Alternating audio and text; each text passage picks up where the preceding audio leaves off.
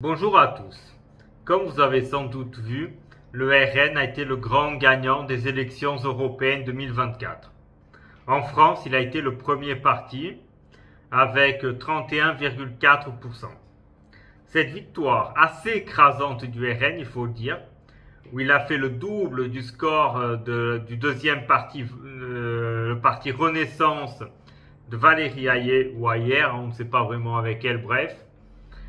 Et en fait, ils ont été les vainqueurs doubles. C'est-à-dire, d'un côté, ils ont gagné l'élection, en tout cas au niveau quantitatif, au niveau pratique, au niveau européen, ça n'aura pas de grande influence car ils représentent une petite partie des 730 députés, donc 30 sur 730. Bon voilà quoi, ça n'aura pas, ce sera pas la mer à boire quoi. Ils sont les doubles vainqueurs en réalité pour cette raison-là, mais aussi car ils ont provoqué la dissolution de l'Assemblée nationale. Ce qui, je l'ai déjà dit dans la vidéo que j'ai publiée, je crois que hier ou il y a quelques jours, où j'ai bien expliqué qu'en réalité l'intérêt de la dissolution pour Macron est d'essayer, si le RN arrive au pouvoir, de les discréditer pour 2027. Bon, mais dans l'intérêt du RN, évidemment, arriver au pouvoir, ça a un intérêt. C'est l'intérêt de montrer du service aux Français pour justement être élu en 2027. Les deux ont en réalité un intérêt. Donc ces élections ont eu ce double avantage dans la perspective du RN. Nous allons maintenant analyser la raison ou les raisons qui ont amené à cette victoire, car vous imaginez bien, les facteurs sont multiples. Déjà, c'est un mérite, il faut le dire, car, et j'ai déjà fait une vidéo pour ça où je vous ai expliqué pourquoi Bardella est une pompe à vélo. En fait, Bardella n'est pas le politique le plus brillant. Bon, ce n'est pas le plus nul, vous me direz. Vous savez à qui on pense. Donc voilà. Mais en effet, ce n'est pas le politique le plus brillant. Non loin s'en faut. Même dans cette élection, ce n'était pas le meilleur. Par contre, il a profité de la nullité absolue de la politique de Macron. Car Macron est quelqu'un d'intelligent. C'est sa politique qui est mauvaise. Pour les Français, évidemment. Pas pour les fonds d'investissement qui le soutiennent, ou les riches, ou l'Union européenne, mais pour les Français, oui. Et par contre, la nullité crasse, absolue, et j'ai envie de vous dire, quasiment scandaleuse, de Valérie Hayé, qui est probablement, et je pèse mes mots, la politique la plus nulle que j'ai vue de ma vie. C'est une sous-sous Marlène Schiappa. Et Marlène Schiappa, c'est déjà la lie des égouts de la politique. Donc imaginez sa nullité. Mais ça, je vous réserve une vidéo pour décrypter la défaite de ce parti-là et donc d'elle, évidemment. Ensuite, que se disent les Français? Les Français ils disent on a essayé les Républicains. Coucou Chirac, coucou Sarkozy. Ils ont essayé le PS. Salut François Hollande. Ils ont essayé LREM. Enfin LREM, La République En Marche. En fait, comme l'avait dit quelqu'un de très intelligent avant moi, ce que l'on avait oublié de nous dire en réalité, c'est que la France n'était pas en marche, la France se soumettait à l'ordre de marche du monde. Ça, on y reviendra peut-être dans le futur. Mais donc, ils ont essayé, ils ont en fait tout essayé, quasiment tout le spectre politique. En réalité, il leur reste deux. LFI, mais bon, avec le conflit israélo-palestinien, en fait, voilà, LFI ont plutôt montré leur communautarisme. Donc voilà, les Français pencheraient plutôt pour le RN, comme les résultats quantitatifs de la dernière élection l'ont démontré. Bon, je sais,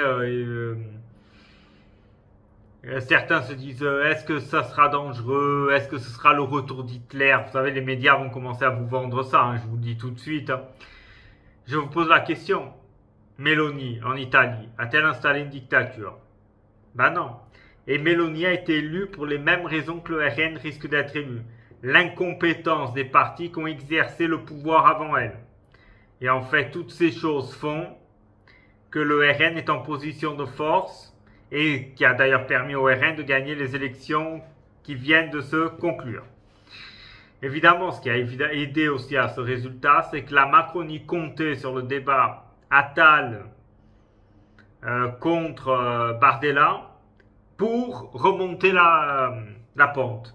Bon, avec une Valérie Hayer, je vous dis tout de suite, hein, bon courage. Bon, et le problème est qu'Attal, en fait, le débat, il y a eu un petit match nul, moi je dirais avec un ascendant pour Bardella malgré tout, même si Bardella était un peu pusillanime, parce qu'il aurait pu attaquer Attal sur le bilan Macron. Il ne l'a pas fait. En fait, il a eu un...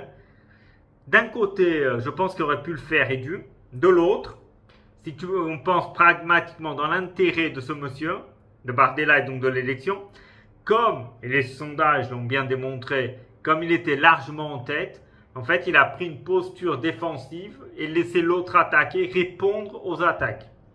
En fait, c'est un peu ça. C'est un peu la posture lorsque vous êtes en position de force. Vous n'avez pas besoin de déployer tout votre arsenal. Vous pouvez attendre que les coups viennent et y répondre avec plus de force. Donc voilà. Évidemment, le RN a profité de l'immigration complètement incontrôlée, des faits divers qui malheureusement, se multiplient jour après jour, notamment de la part surtout d'une communauté que l'on ne nommera pas.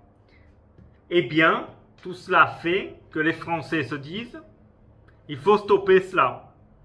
Et ils pensent que le RN va la stopper. Bon, je vous le dis, hein, vous connaissez mon opinion sur ce sujet. Les partis politiques sont financés par les riches. Les riches détiennent, notamment via des fonds d'investissement et tout ça, la dette publique des pays.